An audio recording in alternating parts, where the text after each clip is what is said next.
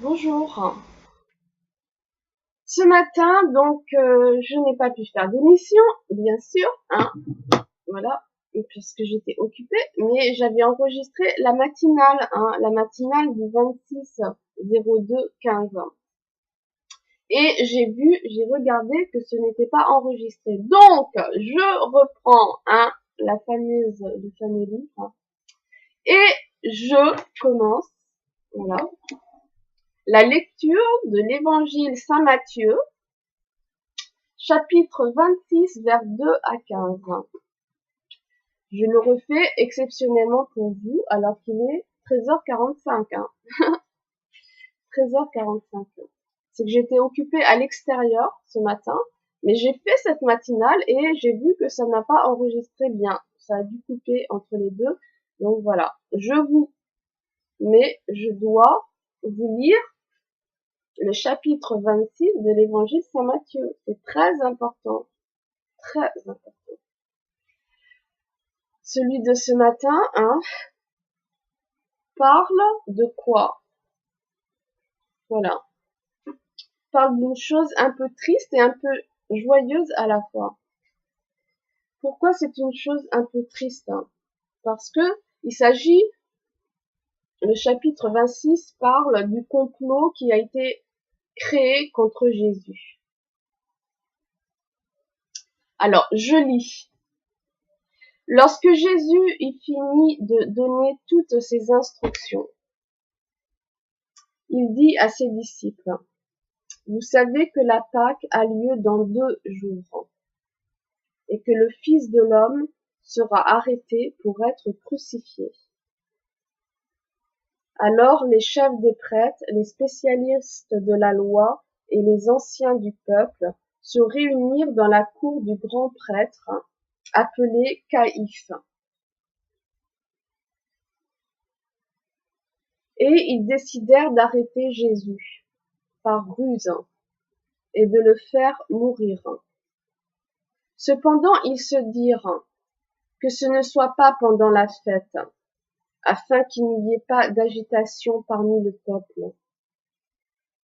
Une femme verse alors du parfum sur Jésus.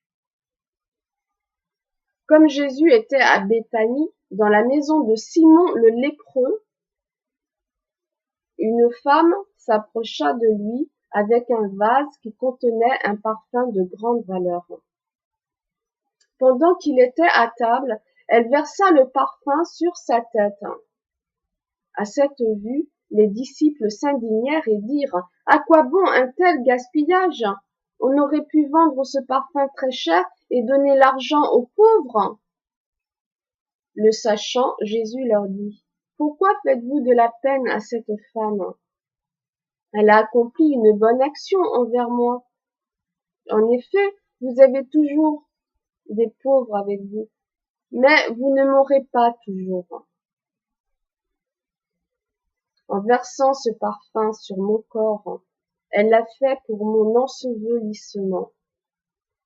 Je vous le dis en vérité, partout où cette bonne nouvelle sera proclamée, dans le monde entier, on racontera aussi en souvenir de cette femme ce qu'elle a fait.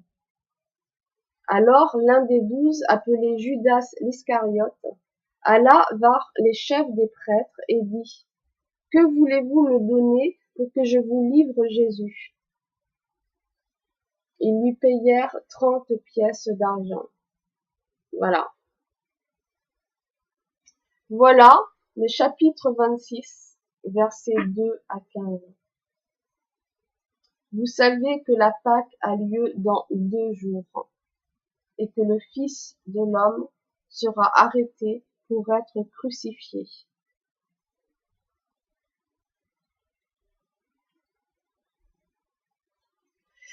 C'est un chapitre un peu très triste, parce que c'est là où on s'aperçoit que Jésus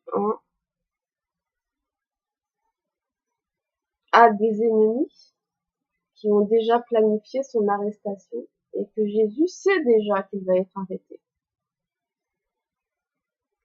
Et donc il prépare les disciples à son arrestation. Et là, quelque chose de assez spécial dans l'évangile Saint Matthieu, c'est que, voilà, Jésus va dans la maison d'un lépreux, Siméon, la maison du lépreux. Pourquoi il va dans une maison du lépreux, hein? À l'époque, la lèpre, c'est comme la peste, hein. C'était une maladie qui faisait peur, hein. C'était une maladie qui ne s'attrape pas en touchant la personne, hein, mais c'est quand même une maladie contagieuse. Hein.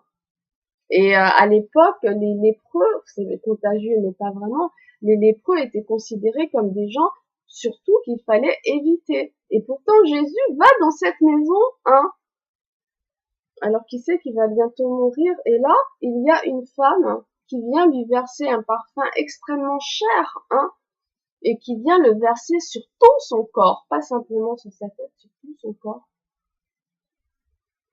Et là, les disciples ne comprennent pas, ils lui disent mais pourquoi elle gaspille autant d'argent dans ce parfum? Et là, Jésus leur dit mais laissez-la faire, elle veut me faire plaisir. Et elle lui dit, et ils lui disent, vous ne m'aurez pas toujours avec vous. Et par contre, vous aurez toujours les autres. Donc, Jésus leur dit, ne lui faites pas de peine, elle a envie de m'offrir ce parfum. Parce que, et je vous le dis, et c'est Jésus qui dit ça, son geste sera à jamais mémorisé comme un acte extrêmement important dans l'histoire de l'humanité. Le parfum. Et pourquoi dans la maison du lépreux, la maison d'un homme qui est malade? Pourquoi Jésus est venu rencontrer Siméon le lépreux avant de mourir? Plein de mystères. Hein. Mais Jésus, Dieu parlant par la bouche de Jésus, leur dit, n'oubliez jamais cela. N'oubliez pas mon comportement. C'est quoi le comportement de Jésus? Son comportement, c'est qu'il n'exclut personne. Ni le malade, ni cette femme qui a envie de faire un cadeau à Jésus, un cadeau cher, hein, parce que c'est un cadeau cher, et Jésus leur dit, souvenez-vous de cela. Souvenez-vous de ce que je fais avant de mourir, avant d'être arrêté et avant d'être crucifié. Je n'exclus personne. Ni le lépreux, ni cette femme qui veut m'offrir un cadeau très onéreux. Alors que se passe-t-il aujourd'hui? Est-ce que aujourd'hui, cette parole a un sens? Probablement non. Parce que les hommes ont oublié la parole de Jésus.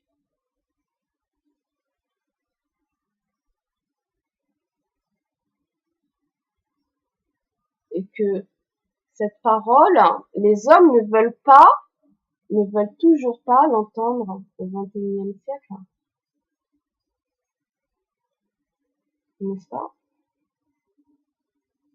Que j'ai raison. Alors on verra, hein, peut-être que ça va changer, peut-être que demain ça va changer, hein, qui sait.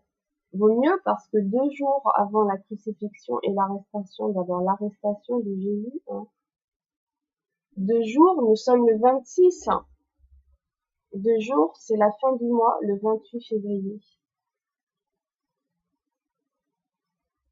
C'est un drôle de coïncidence. Bon, il faut pas être trop superstitieux. Quoi qu'il en soit, maintenant, hein, je vous signale, hein, voilà, j'ai fait mes petites recherches sur Saint-Antoine de Padoue. Et justement, hein, encore un hasard heureux, qui était Saint-Antoine de Padoue, parce que c'est hier où je vous en ai parlé. Alors, Saint-Antoine de Padoue est justement, hein, celui qui guérit les malades, le saint patron des malades.